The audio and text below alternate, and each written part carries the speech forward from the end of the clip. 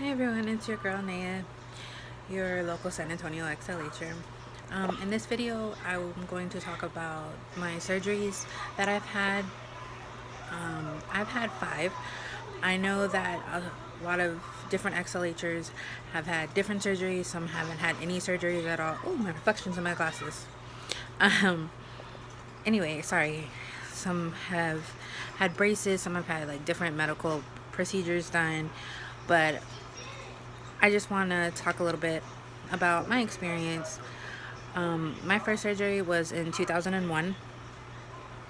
On my right tibia, I had a tibial osteotomy with external fixator. Little side fun note, I guess. I named all of my fixators. My first fixator was named Huey. And you'll kind of understand why later on. I had that fixator on for about 6 months. And one thing that was traumatizing for me was that when I had my fixator removed, I was awake. I didn't have any anesthesia, anything to help me with the pain. I just remember my mom, she probably won't be watching this after she learns it's about my surgeries, but just my mom and I sitting in regular doctor's office, her holding me down, and just a nurse unscrewing this fixator from my leg, unscrewing the screws. They even had me try to unscrew one of the screws myself to try to calm me down because I was screaming in pain. And after I got my fixator out, I wasn't in any braces or anything like that. They basically just put gauze and had me in a wrap. And then I remember later that they had me in an immobilizer for a while after. Like, I wasn't in a cast. I wasn't in anything. I just remember I was young. I was 10 years old. I didn't really think anything of it at that time. And so fast forward 2 years later, March 2003, I had my second surgery on my left tibia. I had the same surgery, left tibial osteotomy with external fixator. This one was named Dewey. If you're a Disney fan, you probably caught on by now with the names. Same thing. I had the fixator on, straightened my leg. The osteotomy basically, I'm sorry, I should have explained that before, is basically where they cut your tibia and straighten it so you have like a piece. So it's like it's cut and then it opens and re-straighten the bone, and then they put the fixator in place to hold the bone while it healed. That took another 6-7 months, and again I was in a regular doctor's office being held down by my mom again while they removed the fixator from my leg and the pins and did it all over again. And since I wasn't done growing at this point and put all the pressure on my right leg while my left leg was healing, I ended up bowing again on my right leg. And so the doctor's solution at that time was, oh, you're bowed again, let's have another surgery. So I went in for my third surgery, March 5th, 2005. Kind of a date not to forget. And I had my third surgery. They did the same thing. Same doctor. I had all of my first 3 surgeries were here in San Antonio. The doctor, I'm just going to say his name, it's not like he can do anything to me now, was Robert Campbell. And he was with the Santa Rosa Children's Orthopedic at that time. So he performed my third surgery.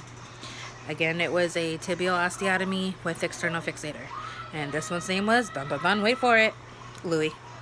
So if you haven't caught on by now, my fixators' names were Huey, Dewey, and Louie. Um, hashtag DuckTales. And I had this one on. I actually had this one on a little longer, I remember. And the thing that was weird about this surgery was that about like 6.5 months in through my surgery, I actually had the fixator part removed, just the fixator part, and I had pins sticking out of my leg, just pins. I never understood. Of course, I'm still a child. I am, doing everyday kid's life. I didn't really think anything of it. I had the fixator that was basically the part that was supposed to be holding these pins in place to help my bones grow.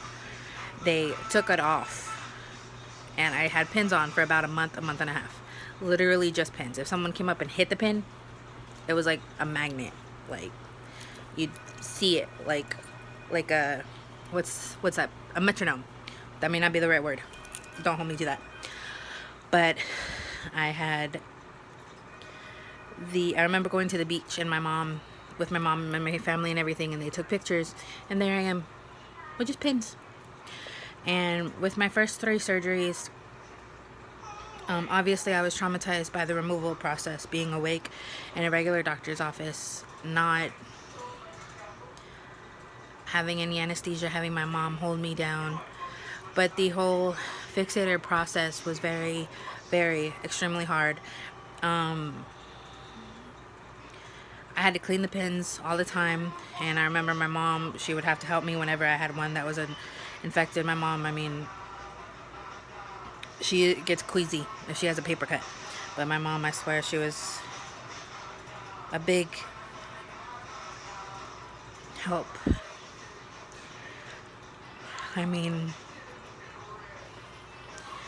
She would be there to help me clean my wires, clean my pins. She was there at every doctor's appointment. She saw me through my pain. We even joke about it now, where I was never a stomach sleeper, but for some reason I was determined to try to sleep on my stomach when I had those fixators on, and I would be sleeping with my leg hanging over the bed with my fixator just whatever, and with my first 3 surgeries, because I was so young, I was still very active. I had gotten my black belt in Taekwondo right before I had my first surgery, and I was still teaching. I was still doing karate with this fixator. I was walking in elementary school, middle school with these fixators on like it was nothing. I remember having to hide my fixators because it would gross other people out. I would have to use baby blankets or bandanas. I actually decorated my fixators with like those rhinestone jewels, because it was all about what other people were thinking about. Meanwhile, it wasn't about me that I had to go to school or whatever, but that was just like how I was and how my family let me live my life. I never had to stop. I never let these hold me back. I always looked at the best in the situation. I named these things, and these things weren't heavy. They were heavy. They weren't light, is what I meant to say. They weighed about 20 pounds, and those were the first 3. And then being traumatized from having them removed, I actually didn't go to the doctor for a while. I was very afraid. I didn't want to do it again.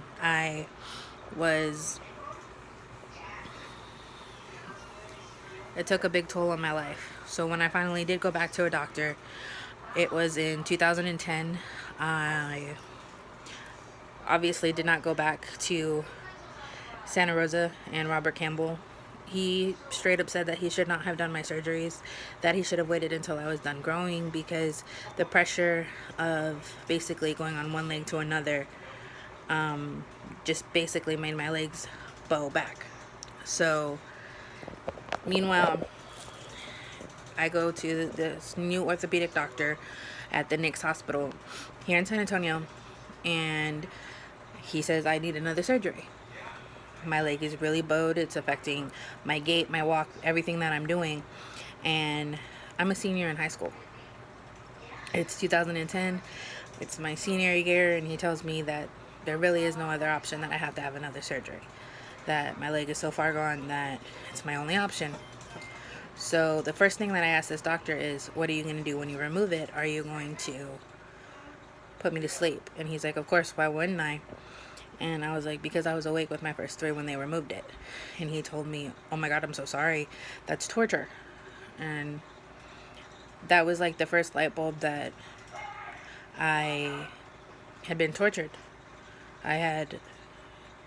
This wasn't the way that things were supposed to go. I had nerve damage. I had muscle damage. I gave up my so-called young career of being this, excuse my language, badass in karate because of somebody else's mistake. And I know that XLH is a rare disease, 1 in 20,000. But at the same time, I trusted this man with my legs, my mobility, my life. And he took it away from me. So I go in for my fourth surgery. It's the same surgery, different type of fixator. Bigger fixator. It was with the first three, it was like a T shape. My first three fixators were like, looked like a T. This one, it wasn't the Alizaroff, but it was more halo. I'm not sure of the exact name. It was a fixator. It was complete full circle on the bottom, and then it was like a half circle on the top. And this one's name was Zeus because it was a lot bigger. I know I went outside the spectrum of Huey, Dewey, and Louie, but because of it being so big, I named it Zeus. And it was in 2010 is when I had my fourth surgery on my right tibia. And oh, sorry, it was right, left. So this was my left, yes. So sorry, I got confused. Fourth surgery, left tibia. Straightened it out, put the fixator. I had it on for another couple of months. It was hard going through my senior year having a fixator on. And in my high school, I did not have an elevator. I went to an all-girls private Catholic school. And because it was so, I guess, old, if you want to say, it just wasn't built to equip an elevator. But my school, I loved my school. I loved my high school experience. They worked with me. They moved classes. My teachers would let me do my work in a different classroom. And I never felt like I really lost in the high school experience at all. And I actually remember getting my fixator off the day before my senior retreat. And I was so happy. Of course, I couldn't go swimming. Of course, I still couldn't walk. I couldn't, do everything. But not to have that. This one weighed about roughly 40 pounds. Not to have this 40-pound thing on my leg when I went to my senior retreat. And it was okay. It wasn't the best thing in the world, of course. This time it was different because I had pins and wires. And for the first time, I had actual stitches, which was like mind-boggling to me that I never had stitches before. So I just remember when they were taking the stitches out and cutting it, I was like so scared. Mind you, I had been awake with my first three surgeries, but there was a 5-year span before with my fourth surgery and my third. So I was scared at everything. I had breakdowns. I didn't want to have another surgery, but I mean, it was what I had to do, so I did it. And I just remember getting the stitches out, and I'm like, oh my God, I'm freaking out. It's gonna hurt. And I was like, oh, that wasn't that bad. I was like, oh, that's it? Okay, I can handle stitches. And then I had wires and pins, and of course I decorated this one too. It was huge, but lots of rhinestones. But the experience of it helped me to grow. And I think going through high school in my senior year with that, it changed a lot of people's lives, seeing me go through that. And then in 2011, I actually started seeing an orthopedic by the name of Mark Brinker in Houston. And he was actually familiar with XLH. He had a different idea for his approach on how he wanted to do my surgery. Of course, I asked him again how he was going to remove whatever he wanted to do, and he said, of course, I'm going to put you to sleep. And this was a very eccentric, yet quiet, yet different doctor. But with my 5th surgery, it was, again, a tibial osteotomy. But this was the most extensive of my surgeries. It was a tibial osteotomy. They removed part of my fibula, so I have about like an inch and a half missing of my fibula, because it is not a weight-bearing bone.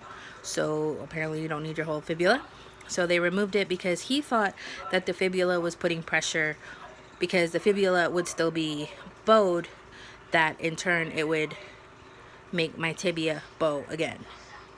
So he removed the piece of my fibula, and I had the tibial osteotomy with the external fixator, and this one was an Elizarov fixator. It was huge, had many rings, and the way that the Elizarov fixator works is that you adjust it. It had little doodads, if you will, that you would adjust, and you would do this like on a daily basis or every other day, and they were labeled and numbered, colored, and even, and you would adjust these, and gradually throughout the time it started moving my leg straighter and straighter. It was moving the bone. So I was personally on a schedule to move my fixator to wherever it needed to be that day. And I had pins and I had wires with the Elizarov, and I could literally see the pins moving, and I like my scars, you see like the drag through my skin. I mean, I really didn't feel it pull that much. It was sore. It was heavy beyond belief. And with that also, and this was all in one big hit, my whole leg. He did a corticotomy on my right femur.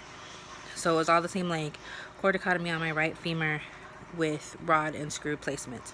I still have the rods and I still have the screws. I have 3 screws up like hip area here, and then I have 2 that go through my knee. So I still have that. Set off metal detectors everywhere, especially Victoria's Secret, which is really odd. Don't know why I set off metal detectors at Victoria's Secret as much as I do. Don't know. But that surgery was my 5th and final surgery that I have had. That one was really hard because after my 5th surgery,